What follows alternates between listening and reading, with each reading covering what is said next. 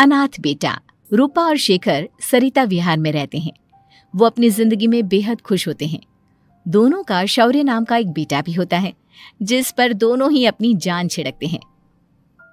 शेखर, अब तो आप शौर्य को अपनी गोद से नीचे उतार दीजिए, उसके सोने का टाइम हो रहा है। नहीं रूपा, इसे मेरे पास ही रहने दो प्लीज। मैं थोड़ी देर में इसे बिस्तर में सुला दूंगा। लेकिन कल सुबह आपकी ऑफिस में मीटिंग भी तो है ना, और इसके लिए आपको कल जल्दी भी तो निकलना होगा। जाइए, आप भी जाकर सो जाइए। क्या यार, अभी तो मेरी गोद में आया था मेरा बेटा और तुम उसे लेकर जा रही हो। बाद में कर लेना अपने बेटे से प्यार, अभी जाकर सो जाइए। रूपा शेखर से शौर्य को ले रही होती है कि तभी शौर्य रोने लगता है। शौर्य को रोता देखकर रूपा उसे फिर से शेखर को थमा देती है।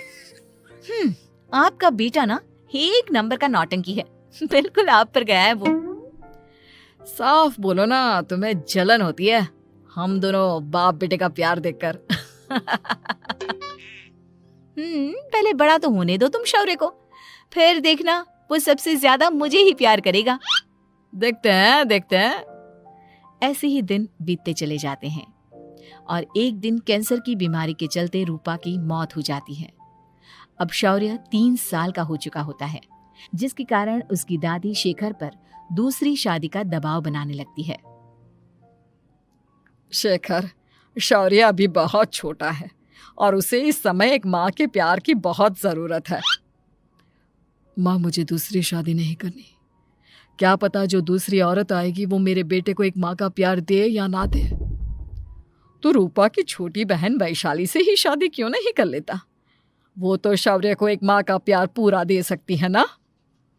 मैंने कहा ना माँ, मुझे दूसरी शादी नहीं करनी, और अपनी ही पत्नी के बहन से तो हरगिज नहीं। ऊपर से अगर रूपा देख रही होगी तो वो क्या सोचेगी? अपने लिए ना सही, लेकिन तुझे शौर्य के लिए तो शादी करनी ही पड़ेगी ना बेटा।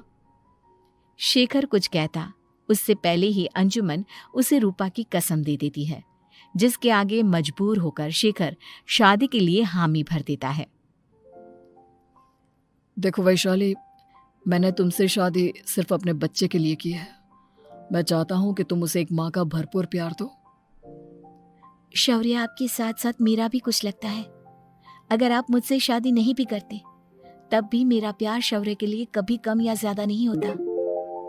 शादी के कुछ दिनों बाद ही शेखर की माँ की भी मौत हो जाती है। वैशाली शौर्य को एक माँ से भी बढ़कर प्यार देती है। शौर्य को लेकर वैशाली का यूं निस्वार्थ प्यार देखकर शेखर को भी उससे प्यार हो जाता है और कुछ सालों बाद शेखर और वैशाली का भी लड़का हो जाता है। लेकिन इसके बाद वैशाली का शौर्य को लेकर बर्ताव बदलने लगता है। वैशाली, मैं देख रहा हूं तुम आजकल शौर्य का जरा भी ध्यान नहीं रख रही हो। मुझे पता नहीं था कि आदित्य के होने के बाद तुम इतना बदल जाओगी।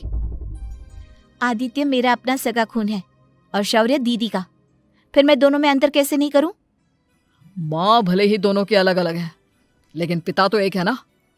अगर मुझे पहले पता होता कि तुम इतनी जल्दी बदल जाओगी तो मैं कभी तुमसे शादी ही नहीं करता। हाँ, तो किसने कहा था आपसे मुझसे शादी करने के लिए? मैं थोड़ी ना आई थी आपके पास, आपकी माँ ही आई थी मेरे घर आपका रिश्ता लेकर। वैशाली, मुझे तुमसे ऐसी उम्मीद नहीं थी। गुस्से में शेखर अपना पैर पटकता हुआ शौर्य को वहां से लेकर चला जाता है। पापा, मम्मा मुझसे प्यार क्यों नहीं करती? क्या मैं उनका सगा बेटा नहीं हूँ इसलिए मुझसे प्यार नहीं करती? मम्मा नहीं करती तो क्या हुआ बेटा, पापा तो करते हैं ना आपसे प्यार। कुछ दिनों के बाद, आज तुझे खाना पीना कुछ नहीं मिलेगा, चल चुपचाप से अपने रूम में जाकर सो जा। माँ, अब भाई को खाना क्यों नहीं दे रही हो? बेटा तू आराम से खाना खा, इस नालायक की चिंता मत कर। एक दिन खाना नहीं खाएगा तो मर नहीं जाएगा ये। अगर भैया नहीं खाएंगे तो मैं भी नहीं खाऊंगा। तू अपने भाई का भक्त क्यों बन रहा है?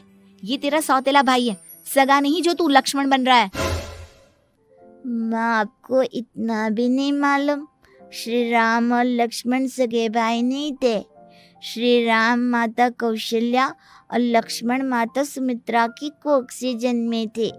दोनों के सिर्फ पिता एक थे लेकिन माँ अलग थी। मुझे ज्यादा ज्ञान देने की जरूरत नहीं है, ये सतयुग और त्रेता युग नहीं है, समझे? आया बड़ा भाई का चमचा। इतना कहकर वैशाली वहां से चली जाती है। जिसके कुछ टाइम बाद शिखर वहां आता है और आदित्य उसे सारी बात बताता है।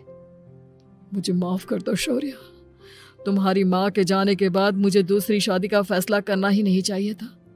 अगर मैं दूसरी शादी नहीं करता तो शायद आज तुम्हारी ये हालत ना होती। नहीं पापा, अगर आप शादी नहीं करते तो मुझे आदित्य जैसा छोटा भाई कभी नहीं मिलता। थैंक यू मुझे इतना अच्छा भाई देने के लिए। तुम दोनों हमेशा ऐसे ही साथ रहना, फिर कोई भी तुम दोनों का कुछ नहीं बिगाड़ पाएगा। चलो मैं तुम दोनों को आइसक्रीम खिला कर लाता हूँ, बहुत भूख लग रही है ना। शिखर शौर्य और आदित्य को आइसक्रीम दिलाने लेकर जाता है। वो दोनों को पार्क में खड़ा करके आइसक्रीम लेने जा ही रहा होता है, तभी तेज रफ्तार से आती हुई एक गाड़ी उसे कुचल देती है और उसी पल शेखर की मौत हो जाती है, जिसके बाद शौर्य की जिंदगी नर्क से भी बदतर हो जाती है। सुन रे चिरकुट, इस घर के किसी भी सामान को मेरी मर्जी के बगैर हाथ मत लगाना। इन सब पर अब तेरा कोई हक नहीं है, समझा? ठीक है माँ, मैं आपकी इजाजत के बगैर किसी चीज को हाथ नहीं लगाऊंगा। चल जाकर अब पूरे घर की सफाई कर। महज 7 साल का शौर्य वैशाली के कहने पर अपने नन्हे नन्हे हाथों से पूरे घर की सफाई करने लगता है। ऐसे ही दिन बीतने लगते हैं, लेकिन मासी से माँ बनी वैशाली को उस मासूम से बच्चे पर जरा भी तरस नहीं आता। क्यों शौर्य, ये घर में इतनी गंदगी कैसे हो रही है? ढंग से सफाई नहीं की है क्या तूने? माँ मैंने तो अच्छे से सफाई की थी, लेकिन आदित्य बार बार इधर उधर चलकर गंदा कर देता है। अच्छा, खुद से एक काम ढंग से नहीं होता और अपनी गलतियों का जिम्मेदार मेरे बेटे को ठहराता है। इतना कहकर वैशाली बांस का डंडा उठाकर शौर्य को जोर जोर से मारने लगती है। तभी वहां वैशाली के मायके वाले भी आ जाते हैं और उसकी सारी करतूतें देख लेते हैं। माँ मैं ऐसा क्या करूं जिससे आप मुझे भी आदित्य के जितना प्यार करोगी? बोलिए ना माँ, मेरे क्या करने से आपके अंदर मेरे लिए ममता जागेगी? वैशाली शौर्य की एक नहीं सुनती, उसके ऊपर डंडे बरसाती जाती है। हद पार होते देख वैशाली की माँ उसका हाथ पकड़ती है और जोर से उसे थप्पड़ मारती है।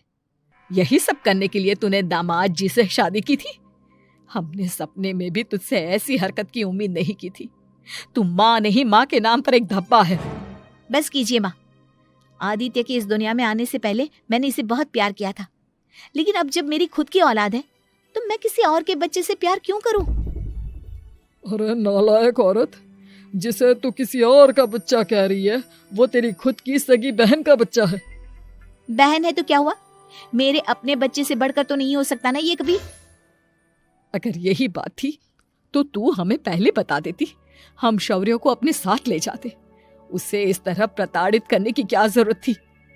अगर आपको लेकर जाना है ना तो ले जाइए इसे, मैं नहीं रोकूंगी। नहीं माँ, मुझे कहीं नहीं जाना, मुझे आपके साथ ही रहना है। मैं तेरी कोई माँ बाबा नहीं हूँ, तेरी माँ मर चुकी है, समझा? अब निकल जा मेरे घर से। माँ अब बहुत गंदी हो, मुझे भी नहीं रहना आपके साथ, मैं भी भाई के साथ ही जाऊंगा। अरे तू क्यों जाएगा, तू तो मेरा सगा बेटा है, जाने दे इसे।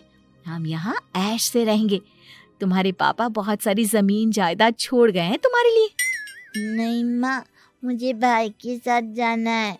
आप अच्छी नहीं हो, आप बहुत बुरी हो, आप भाई को बहुत परेशान करती हो। देख वैशाली, तुझसे ज्यादा समझ तो इस मासूम बच्चे में है। ये तेरे बुरे कर्मों का ही नतीजा है जो आज तेरी सगी औलाद खुद से तुझे ठुकरा रही है। आदित्य, तुझे इस शौर्य ने भड़काया है ना मेरे खिलाफ?